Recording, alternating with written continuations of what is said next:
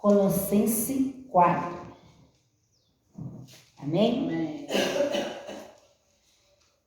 4:2. Fala assim: exaltação à oração e à sabedoria. Fala assim: perseverai em oração, velando nela com ação de graça, orando também e juntamente por nós, para que Deus nos abra a porta da palavra, a fim de falarmos do ministério de Cristo, pelo qual estou também preso, para que o manifestar me convém falar, ainda com sabedoria, para com os que estão de fora, remido o tempo. A vossa palavra seja sempre agradável, temperada com sal, para que saiba como vos convém responder a cada um. Amém? Aqui está falando sobre a oração, a perseverança, né? E a sabedoria. Porque não adianta, às vezes, a gente orar e não ter sabedoria de Deus, ser ignorante, tratar as pessoas mal, não dar atenção às pessoas. E quando for dobrar o joelho, só saber pedir, mas não saber agradecer, né? E o que acontece? A gente fica distante de Deus. A gente ora e Deus não responde a oração por causa disso. Jesus fala na palavra dele, se você não tem sabedoria, que pedimos a ele e perseveramos na oração. Se a gente não tem, peça a Deus que ele dá sabedoria. Sabedoria, o que é uma sabedoria? É você ter sabedoria no falar, ter sabedoria como agir. E tem muitas as coisas em nossas vidas que a gente tem que pedir a Deus como lidar com o problema. Que a gente não só lida com a gente da igreja, mas lida com pessoas que são do mundo, que servem outros deuses. Nós temos que ter a sabedoria para não entristecer o coração de ninguém, para que o Espírito Santo não fique triste com a gente. A gente tem que saber lidar com o povo lá fora, como estamos sabendo lidar com o povo aqui dentro da igreja. Você vê que no meio de nós há o joio e há o trigo, e nós temos que saber como lidar com o joio. A mesma coisa lá fora. Temos que saber como lidar, porque lá fora tem pessoas afastadas e tem pessoas que nunca ouviu falar de Jesus. E às vezes essas pessoas que estão afastadas, elas debatem, elas se levantam furiosamente. A gente tem que ter sabedoria de Deus para controlar aquela pessoa, até no modo de falar, porque quando a pessoa conhece a palavra de Deus, que se afasta da presença do Senhor, ela fica um poço de ignorância. Quando vai falar de Deus, parece um bicho, entendeu? Então nós temos que pedir sabedoria a Deus para lidar com esse tipo de pessoas, que fica mais difícil quando a pessoa conhece já a palavra de Deus e se afasta. O coração vira uma pedra, uma rocha, e não quer saber mais de Deus.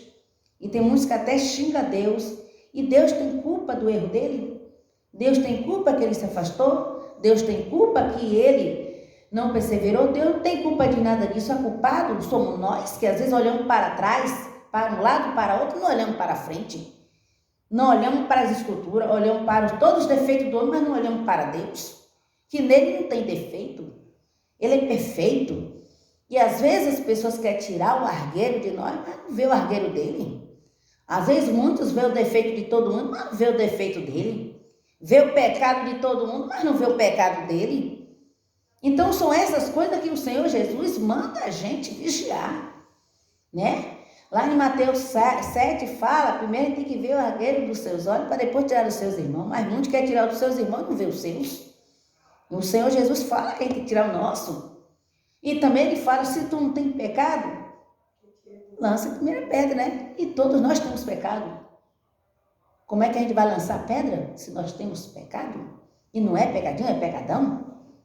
Que para Deus não tem pecadinho, não é pecadão, tudo é pecado. Se seja alguma pedra grande, faz barulho. Se seja alguma pedra pequena, também faz barulho e tudo afunda. Então, nós temos que o quê? Pedir sabedoria a Deus. Perseverança a Deus. Né? E saber que Deus está acima de tudo em nossas vidas. Até sabedoria para falar com o nosso esposo, que é ímpio, nós temos que pedir a Deus. Porque às vezes somos evangélicos, nosso esposo não é. Ou pode ser o contrário. Às vezes o esposo é e a esposa não é. E não é por isso que vamos tratar mal o nosso companheiro. Nós temos que tratar bem. Tem momento de falar e tem momento de se calar, né? Porque muitas vezes a gente só quer falar e não quer ouvir. É necessário ouvir. A palavra de Deus fala, momento de falar é momento de calar. Então tem coisa que a gente tem que se calar para a gente ouvir, para depois a gente meditar e falar com calma, com prudência. Porque uma palavra blanda é maravilhosa, mas uma palavra cheia de ira suscita o quê? A fúria. E isso não é bom. A Bíblia também fala sobre isso. A gente tem que ter sabedoria em tudo. Se a gente tendo sabedoria, a gente vence, a gente ganha pessoas para o Senhor Jesus. Eu lembro que quando eu vim para a presença do Senhor, eu era um poço de ignorância. Eu era um poço de ignorância. E tudo que eu sei hoje em dia foi Deus que me ensinou através da palavra, através da oração. Eu observava as coisas e assim o Senhor foi me ensinando. E muita coisa mudou na minha vida. Eu não sou mais aquele poço de ignorância, eu sou outra pessoa. Às vezes até as pessoas me tratam tão mal e eu calo. Eu vou orar, porque a oração tem seus efeitos na terra. A oração move a mão de Deus. A oração liberta, a oração transforma, a oração dá vida, dá saúde, dá vigor, dá ânimo. A oração é a própria mão de Deus entrando em ação. Isso é maravilhoso. Eu não tenho nem palavra de falar quantas coisas Deus já fez na minha vida através da oração. Aí muitos olham para a gente e não dá nada, mas não sabem o convênio que a gente tem com Deus. Quando nós nos prostramos, o céu se abre para ouvir as nossas orações, as suplicações. E Deus tem respondido todas as nossas orações. E nós temos visto o agir de Deus em nossa família, até em nossa saúde, até no parente, a gente tem visto o poder de Deus através da oração. É por isso que aqui no Colossenses 4, versículo 2, está falando: persevere em oração, velando nela com ação de graça. Olha só que maravilha! Orando também juntamente por nós, para que Deus nos abra a porta da palavra, a fim de falarmos do ministério de Cristo, pelo qual estou também preso. Você está preso à palavra de Deus quando você executa as coisas de Deus. Quando você abre a boca, só fala de Deus, você não fala das coisas do mundo. Você não fala da vida de ninguém. Você não senta na roda de escarnecedor. Você não se junta a zombador. Porque você conhece a palavra de Deus. Você sabe que Deus está falando com você o que é certo, o que é errado. Você é diferente. Você é luz. Você é sal da terra. Você é a ministra do Senhor. Então, se você sabe tudo isso, e se você tiver aqui um dia naquele lugar, você vai falar das coisas de Deus. Terminou de falar, vai embora. Não fica ali não, para não se contaminar. Por que muita gente se contamina? Porque não vigia. Não vigia. Ora e não vigia. Deus manda entrega algo mais do que o dobro. Deus não mandou. Deus manda falar isso e a pessoa faz isso. E é por isso que muitos entram na prova por falta de sabedoria de Deus. A palavra de Deus é uma espada cortante. Ela vai e ela vem. Mas quando você vai ministrar, primeiro a espada vem para a gente que está ministrando. Segundo, vai para as pessoas que vão receber. A palavra de Deus é um conselho para a nossa vida aqui na terra dos viventes. Nós somos dependentes de Deus. Nós precisamos de Deus 24 horas aqui na terra. Porque os dias são maus. As coisas estão difíceis na terra. Está estreito.